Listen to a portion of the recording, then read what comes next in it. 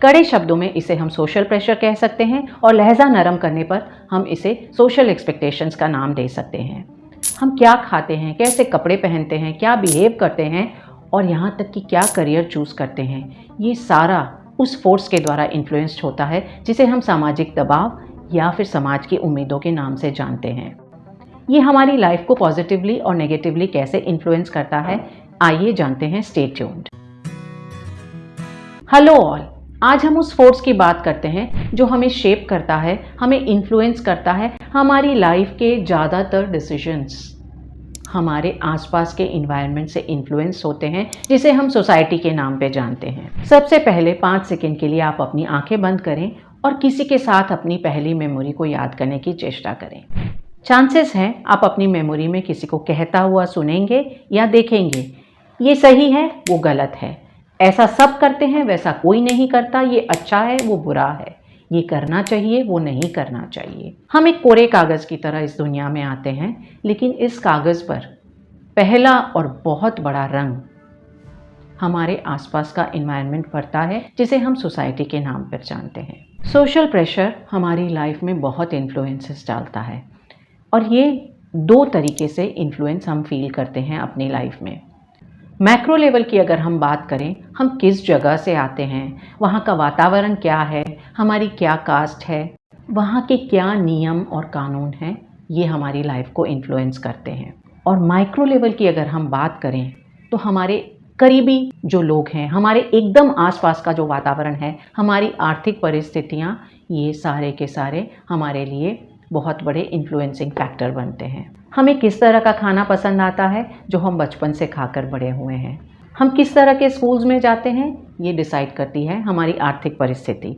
फिर हम बड़े होकर के किस कॉलेज में जा रहे हैं, क्या करियर चूज़ कर रहे हैं, ये हमारे आसपास के करीबी लोग हमें बताते हैं और फिर हम अपना निर्णय लेते हैं। यहाँ तक कि हमारी क्या वेकेशंस हैं, हम कौन सी छुट्टियों पे जा रहे हैं, ये भी हमारे आसपास के दोस्त डिसाइड करते हैं। एक दोस्त ने कहीं अच्छी वेकेशन मनाई है, फ़ोटोज़ हमने सोशल मीडिया में देखे तो हमें लगता है हम भी चले जाएं। कितना बड़ा इन्फ्लुएंस हम पर आ रहा है। उदाहरण के तौर पर अब 2 लोगों को लें। एक मेरी तरह है, born in a Jain family, जहाँ नॉन वेजिटेरियन खाना बिल्कुल वर्जित है। मेरे लिए कल्पना करना भी पाप है। वहीं वो जो नॉन वेजिटेरियन खाकर बड़ा हुआ है, उसके हिसाब से तो उसका पूरा पोषण उसे वहीं से मिला है। कोई भी चीज़ जब तक कि वो हमें नुकसान नहीं पहुंचाती, अपने आप में सही या गलत नहीं होती।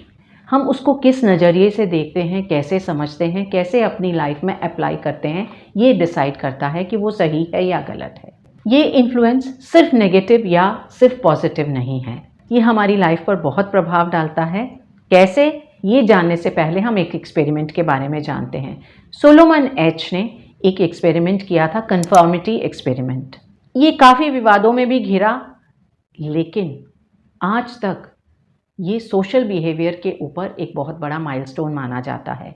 इस एक्सपेरिमेंट में एक बड़ा ग्रुप लिया गया। उस ग्रुप में लोगों को एक लाइन दिखाई गई, उसके बाद उन्हें 3 लाइनें और दिखाई गईं और उनसे कहा गया कि पहली लाइन से मिलती जुलती जो लाइन होगी उसे वो सिलेक्ट करें।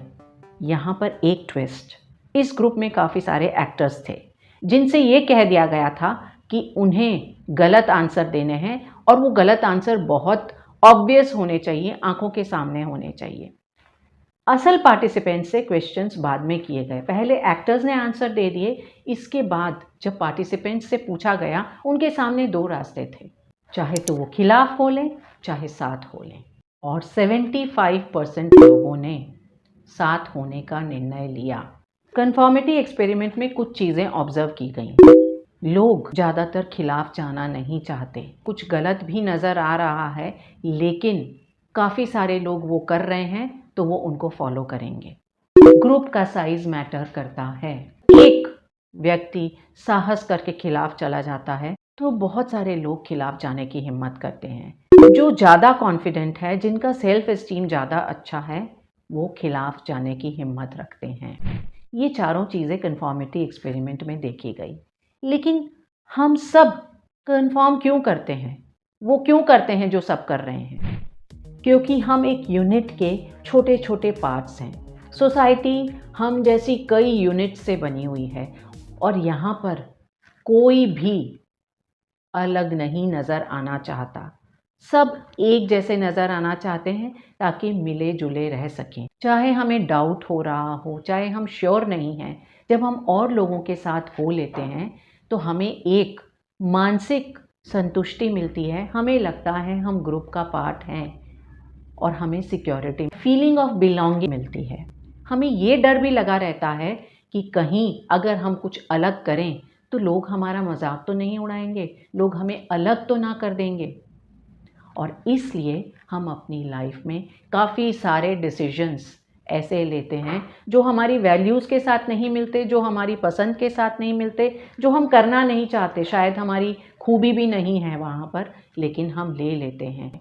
हम सब भेड़ चाल में शामिल हो जाते हैं। हमें ऐसा लगता है कि जब वहाँ सब जा रहे हैं तो हम भी उसी रास्ते पे चलें, और इस तरीके से हम इस इन्फ्लुएंस को नेगेटिव लेना शुरू कर देते हैं। सोशल प्रेशर का पॉजिटिव इन्फ्लुएंस भी है। जब हम और लोगों की केयर कर रहे होते हैं, उनके साथ रहते हैं, उनके साथ आगे बढ़ते हैं, लोग इस सोशल प्रेशर को नेगेटिवली ले लेते हैं जब अपनी लाइफ के उन डिसीजंस में वो इन्फ्लुएंस्ड हो जाते हैं जो वो करना नहीं चाहते, जो उन्हें पसंद नहीं है, वो कर लेते हैं।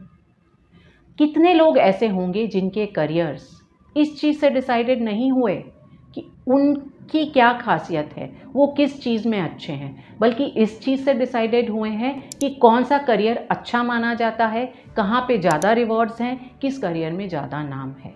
इस तरह के डिसीजंस लेने से हम अपने आप को दो तरफा नुकसान पहुंचाते हैं। सबसे पहला, हम वो नहीं कर रहे होते जो हमारे लिए बेस्ट है, और दूसरा, हम अपने आप को उस जगह में रख करके खुश नहीं रख पाते। सोशल प्रेशर को नेगेटिवली ना लेने के लिए हमें सबसे पहले अवेयर होने की ज़रूरत है, और उस अवेयरनेस के थ्रू हम अपने डिसीजन करेंगे। हमें वो चीज़ें नहीं करनी जो सबके सब कर रहे हैं, हमें वो चीज़ें करनी हैं जो हम करना चाहते हैं। और कई बार ये आसान नहीं होता क्योंकि हमें नहीं पता होता हम क्या करना चाहते हैं। उस समय में हमको अपने लिए फ्लेक्सिबिलिटी रखने की ज़रूरत है, और हो सकता है एक दो बार हम गिरें भी, पर गिर कर ही हम दौड़ना सीखते हैं, हम ज़्यादा कॉन्फिडेंट होते हैं। लोगों को फॉलो नहीं करना, भेड़ चाल पे नहीं चलना, और दूसरा, हमें ये पता होना चाहिए कि अल्टीमेटली हमारी ही चॉइस होती है, हमारे एक्शंस हम ही लेते हैं। हमसे किसी ने कुछ कह दिया कि ये करना है, चाहे वो ये करियर चूज़ करने की बात हो, चाहे किसी एक हॉलीडे पे जाने की बात हो, या फिर बिज़नेस ज्वाइन करने की बात हो, या शादी करने की बात हो। हमें बहुत लोग बहुत कुछ कहेंगे, लेकिन चॉइस हमेशा हमारी होती है। कोई हमें कहे, इसका ये मतलब नहीं हमें उनकी बात सुननी है। हमें वो करना है जो हमें लगता है सही है, हमारे लिए उचित है। वो हमें इन्फ्लुएंस कर रहे हैं, लेकिन चॉइस हमारी होती है। अपनी लाइफ के लिए हम जिम्मेदार हैं, और इस जिम्मेदारी को ले करके ही हम अपनी लाइफ को बेस्ट जी सकते हैं। आपकी चॉइसेस, आपके एक्शंस और आपकी ज़िंदगी आपकी जिम्मेदारी है, किसी और की नहीं। अगर आप कुछ बड़ा ख्वाब देखते हैं, कुछ बड़ा करना चाहते हैं, तो साहस करें, एक्शन लें। आपने अगर वो कर दिखाया तो बहुत सारे लोगों को आपसे साहस मिल जाएगा। कुछ भी बड़ा करने से पहले हमें 3 स्टेजेस से गुजरना पड़ता है। पहली, उपहास, जब सब मजाक उड़ा रहे होते हैं, ये क्या करने जा रहा है। दूसरा, विरोध, जब बहुत सारे लोग विरोध कर रहे होते हैं कि ये नहीं कर पाएगा। और तीसरा, एक्सेप्टेंस, जब लोग ये कहते हैं हमें तो पहले ही पता था इस बंदे में कुछ खास है। तो आप इस सोशल प्रेशर को हटाएं, कुछ करना चाहते हैं तो एक्शन लें। पर्सनल लेवल पे अगर मैं सोशल प्रेशर की बात करूं, at the age of 50 when I started a new career, ये डर बहुत ज़्यादा बड़ा था कि अगर मैं सक्सीड ना कर पाऊँ, सफल ना हो पाऊँ, तो लोग क्या कहेंगे। 2 साल का बच्चा जब चलना सीखता है, दौड़ना सीखता है, वो गिरता है, वो उतनी ही जल्दी दोबारा उठ करके दौड़ना शुरू कर देता है, क्योंकि उसे गिरने का डर इतना नहीं रहता। मेरे केस में इस डर को आप 25 गुना कर दीजिए, क्योंकि मेरे लिए ये डिसीजन बहुत आसान नहीं था। बट आई फेल्ट, मेरे एक्सपीरियंसेस मैं दूसरों के साथ शेयर कर सकती हूँ, और शायद कुछ लोगों को उनसे फ़ायदा भी मिलेगा। मैंने अपने तरीके में इस सोशल प्रेशर के नेगेटिव इम्पैक्ट को कम करने की चेष्टा की। आपका क्या मानना है? Comment and share, like my video, subscribe to my channel and stay tuned for my next video. Till then, it's Varsha saying bye-bye.